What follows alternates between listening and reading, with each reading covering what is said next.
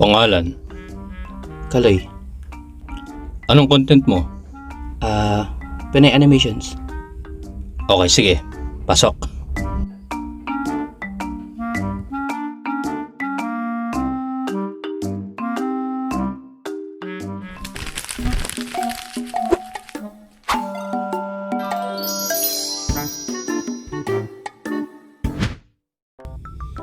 Yo!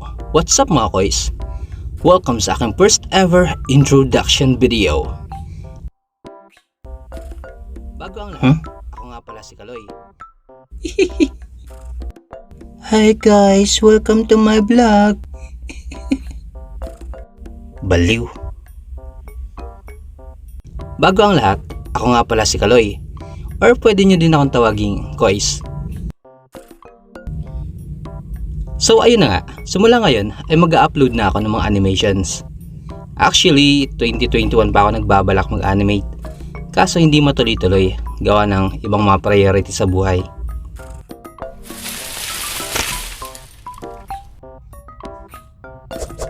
Kaya ngayon, susubukan ko ulit mag-upload ng content dito sa YouTube. Para naman maikwento ko sa inyo ang mga experience ko sa buhay. Kaya naman, ano pang hinihintay mo? Mag-subscribe ka na at i-click mo na din ang bell icon para mas dumami pa tayo at para lagi kang updated sa mga bago kong uploads.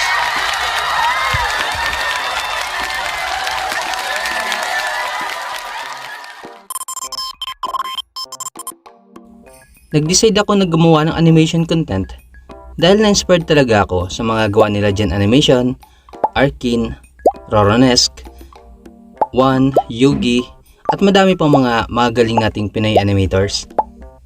Nakakatuwa kasi yung mga kwento nila, tsaka magaling din sila mag-animate. Kaya naman, naisipan ko na gagawa din ako ng sarili kong animation videos. Flashback muna tayo mga koys. Bata pa ako noon, nung una ako magka-interest sa pagdodrawing. Elementary pa lang ata ako nun, siguro mga grade 2 or grade 3 pa lang ata ako nun. Tapos, ang madalas kong i-drawing nun for sure ginawa mo din or ginagawa mo pa din hanggang ngayon. Walang iba kundi ang stickman drawing. Ganoon naman talaga siguro pag nagsisimula pa lang, di ba? Kaya palaging galit ang nanay ko sa akin kasi yung notebooks ko, kalahati notes, kalahati drawings. Tapos yung drawing yung palaging nasa likod ng notebooks mo. Ganon. Ikaw talang bata ka? Ilang beses ka bang dapat pagsabihan ha? Kala mo siguro pinupulot lang ang pera na pinambibili ng gamit mo no? Tignan mo halos mapuno na yung notebooks mo ng mga drawing. Puro ka drawing, drawing, drawing. Wala ka nang masusulatan na ito. Ano ba matututunan mo sa kakadrawing ha?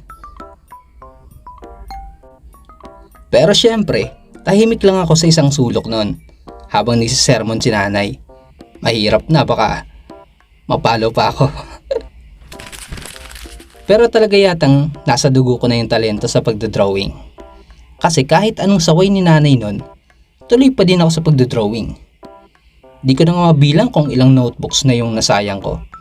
Basta ang alam ko lang, masaya ako sa pagdodrawing ko. Nagiging labangan ko siya kapag wala akong ginagawa.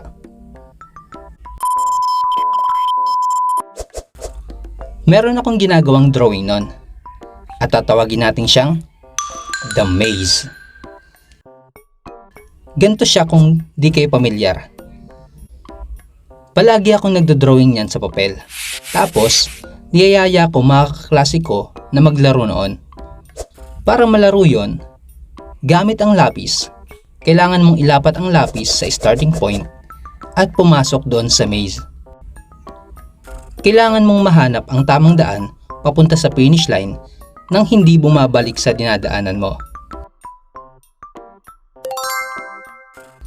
Kapag nagkamali ka ng daan, dead end na. Talo ka. Ganun lang kasimple ang larong yon. Tapos eto pa. Alam mo bang, sikat ka sa buong klase kapag magaling ka mag-drawing. Taas kamay yung mga nakaranas nun. Uy classmate, pa-drawing naman.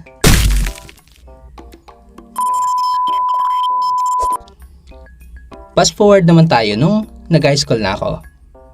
Nung nag-high school na ako, nasa puso ko pa din yung pagdodrawing. Kaya lagi akong sumasali sa mga competitions ng school namin or yung tinatawag na poster making contest.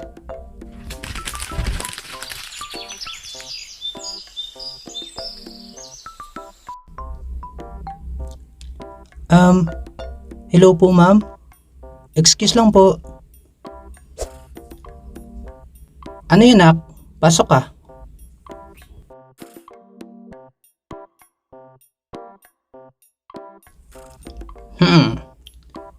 Okay. Kaloy, exempted ka muna sa klase ko. May contest ka sa poster making. You know, sana all exempted.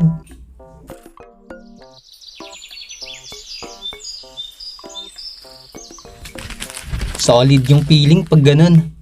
Habang papunta ako sa room kung saan gagawin yung contest, pinagtitinginan ako ng ibang estudyante. Feeling ko talaga nun ang pogi-pogi ko.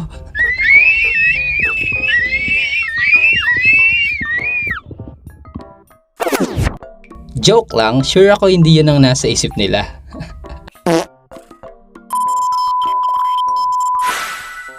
Moving on.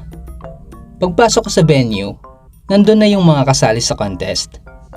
After ko makita yung team, nag-start na ako mag-drawing. Alam niyo yung feeling na overconfident ako nun? Pero nung makita ko yung mga gawa nila, ayun, yun na.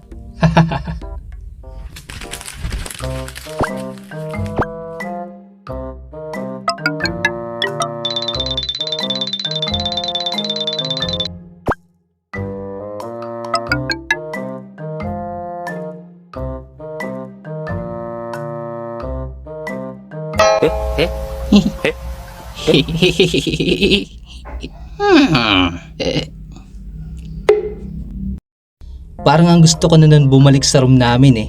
Kasi alam kong wala akong panama dun. Pero dahil andun na ako, nilaban ko pa din. At ang result? Ayun, talo. Okay lang yan pre. Better luck next time.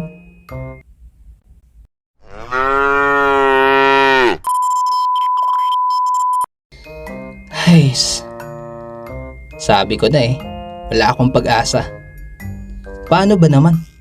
Junior pa lang ako nun. Tapos yung mga kalaban ko, mga seniors na. Talagang batak ng mga yun sa ganong contest. After ng unang pagkatalo ko na yun, hindi pa rin ako nawala ng pag-asa. Lumaban ako ng paulit-ulit hanggang sa unti-unti din akong nakakuha ng panalo. Hanggang sa umabot ako sa point na ako naman yung nag-first place. Tanda ako pa nun, nung tinawag yung pangalan ko. Binuhat ako ng tropa ko papunta sa stage. Lakas ng tama nila. Ako na yung nahiya. Tas ayun, kinuha ko yung premyo. Kois, ano ba yung laman ng sobre? Yung premyo na yon, binigay sa amin na nakasobre. Siyempre, binuksan ko kung anong laman. Uy, sana all. Magkano kayong laman? Mukhang pang malakasan yun na. Eto na. Pakikuha sa kantin ang price. 500 pesos worth of goods.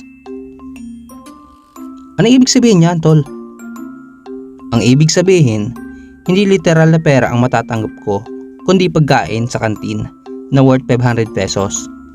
So kung bibili ako ng snack sa kantin, pwede ko lang siyang kunin tapos mababawas siya doon sa 500 na price. Ganun pala yun. Okay na din. Ibibili mo lang din naman ng pagkain sa kantin yung pera mo kung sakali. Oo nga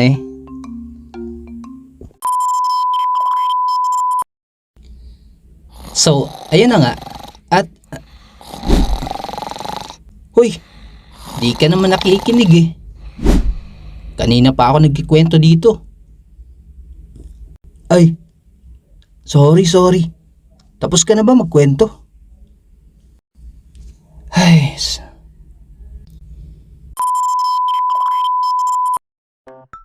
So, ayun lang yung kwento ko about sa pagdodrawing ko from elementary to high school.